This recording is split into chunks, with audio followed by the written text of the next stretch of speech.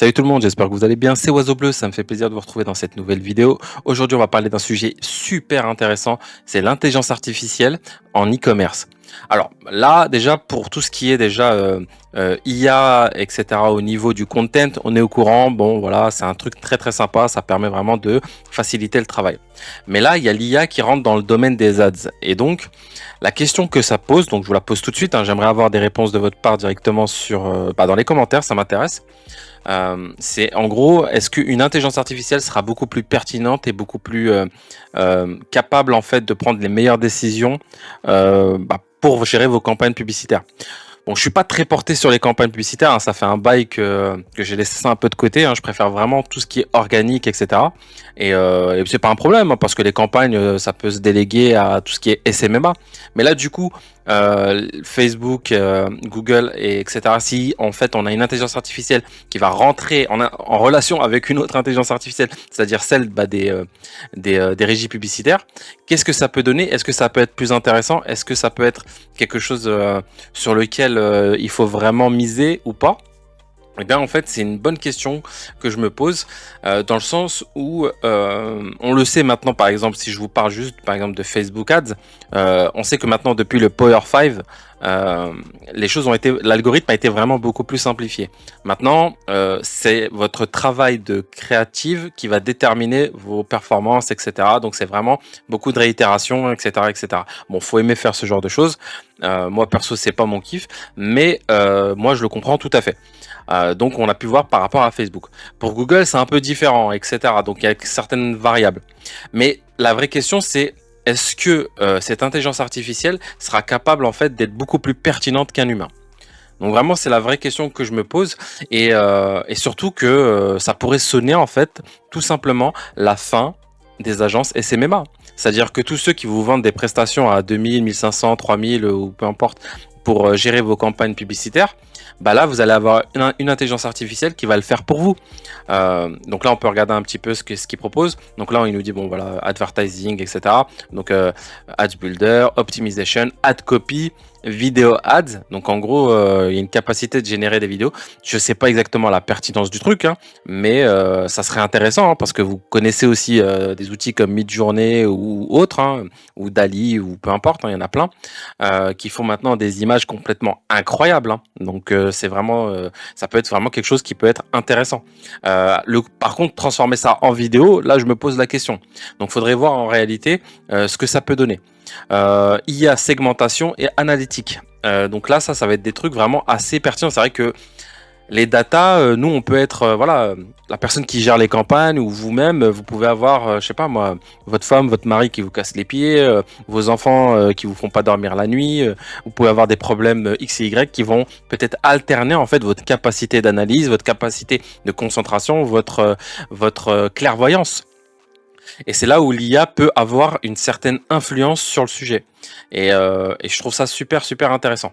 Encore une fois, je vous rappelle que vous allez lier les datas entre elles, c'est-à-dire qu'il va être capable de gérer vos SMS et vos emails. Moi, j'ai pas testé, hein, donc là, je vous le présente, je vous pose la question. Je trouve ça intéressant de soulever le débat. Et donc voilà. Regardons un peu ce qu'il y a derrière. Donc là, il nous parle de certaines choses. Voilà, create ads plus rapidement et meilleur, etc. L'IA pour gérer tout ce qui est ad copy, etc. Ok. Optimisation. Ok. Bon, bref, il y a plein de choses d'intéressants. En soi, est-ce que ça pourrait remplacer un humain? C'est une vraie question, c'est une vraie question. Donc après, ce que je me suis dit, c'est déjà en termes de coût. Ok, est-ce que ça vaut le coup d'être testé ou pas? On va regarder un petit peu les prix. Et là, on peut voir que par exemple, les prix, ça commence à 129 $ par mois jusqu'à 1000 $ de dépenses publicitaires par mois. 229 $ par mois pour 2000 $ de spend publicitaire. Et 299 pour 3000. Ok. Est-ce que ça vaut le coup ou pas? En termes de tarification, franchement, si l'IA s'occupe de tout et que vous avez des options pour envoyer directement, par exemple, vos vidéos et vos images peut-être, et ne pas laisser l'IA le faire, ça pourrait être intéressant, parce que je pense quand même que le côté image et le côté vidéo, bah, c'est de la création, quoi. Donc là, du coup, faut pas se louper. Est-ce qu'une IA a la capacité de recréer en fait des visuels qui vous sont propres?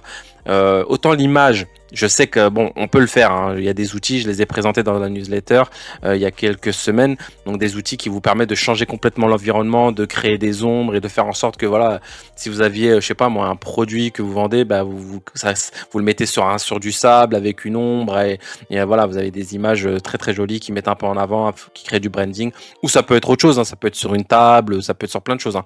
Donc il y a des outils d'IA qui sont très intéressantes pour faire ce genre de truc. Par contre, pour la vidéo, là, je me gratte la tête, hein. Je me pose la question. Faudrait tester. Donc, s'il y a des gens qui ont testé, encore une fois, laissez un commentaire, ça m'intéresse fortement.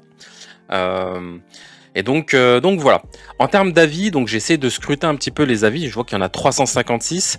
Donc c'est une IA qui est là depuis 2018, hein. Je vous avoue qu'avant ça, j'avais pas vraiment fait gaffe, donc je m'étais pas intéressé.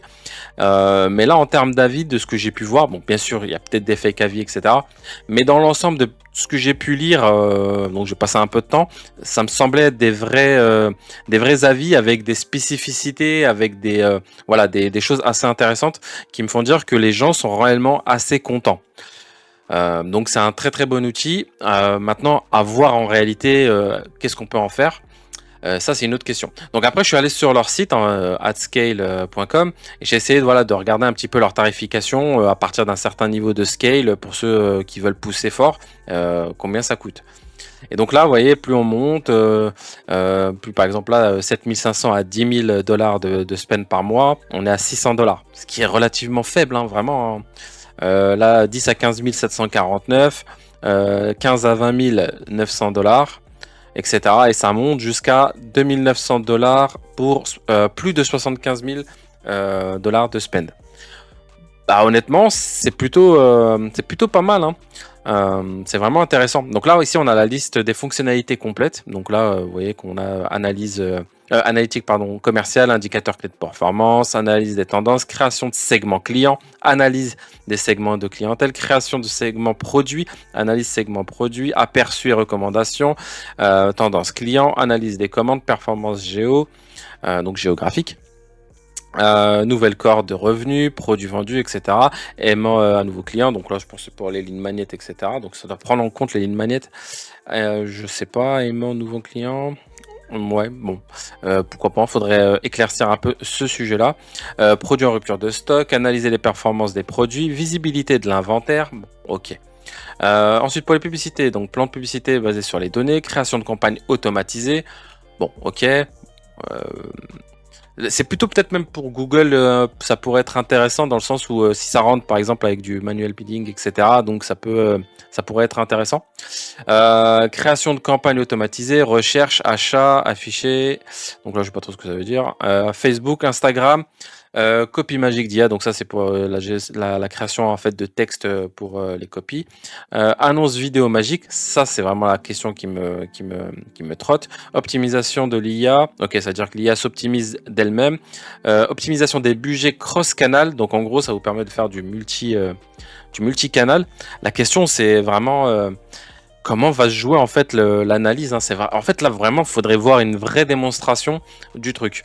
Je pense pour voir le potentiel du machin. Parce que vous savez, bon, quand il y a des campagnes qui partent dans tous les sens, déterminer qu'est-ce qui fait la vente, qu'est-ce qui fait pas la vente, etc. Donc, vous pouvez avoir, je sais pas, un canal d'acquisition payant, je sais pas moi, vous avez Google Ads qui performe, mais en fait vous vous rendez pas compte que c'est Facebook en réalité qui envoie le trafic, qui fait qu'en fait les gens quand ils reviennent ou qui sont retargetés ou que vous faites une campagne de branding pour récupérer vos clients, etc., qui optimise en fait tout ça, et du coup vous vous dites bon bah Facebook ça devient un peu plus nul, c'est Google qui me génère le max de vente, donc je vais réduire un peu les pubs parce que j'ai l'impression que c'est moins rentable.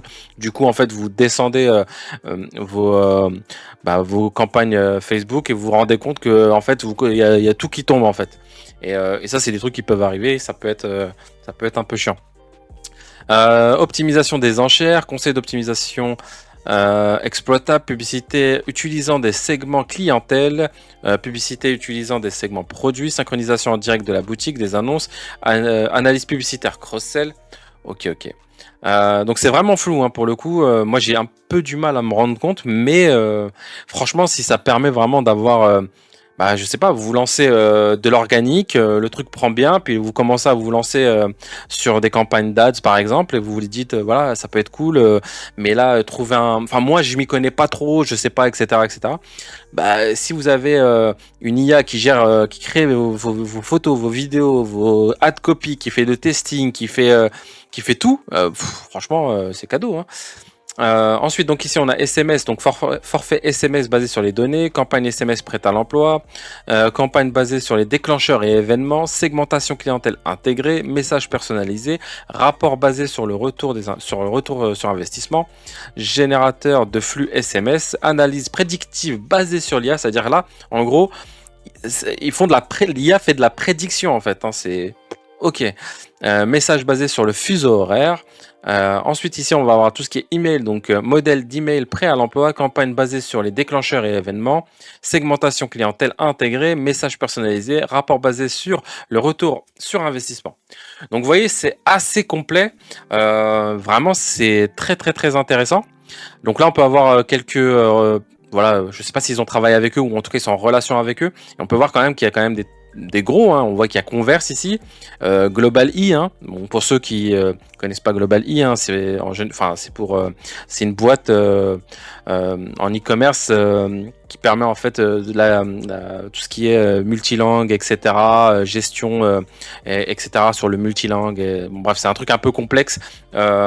C'est un peu comme le Shopify Market, si vous voulez, en gros, mais beaucoup plus performant. Donc c'est un vrai truc pour voilà, une grosse boîte qui veut avoir un site multilangue dans tous les pays et ça gère en fait tout ce qu'il y a entre tout ça, quoi. Ok. Donc là, il y a une FAQ, je vais pas la lire, je vais vous laisser regarder de votre côté si ça vous intéresse.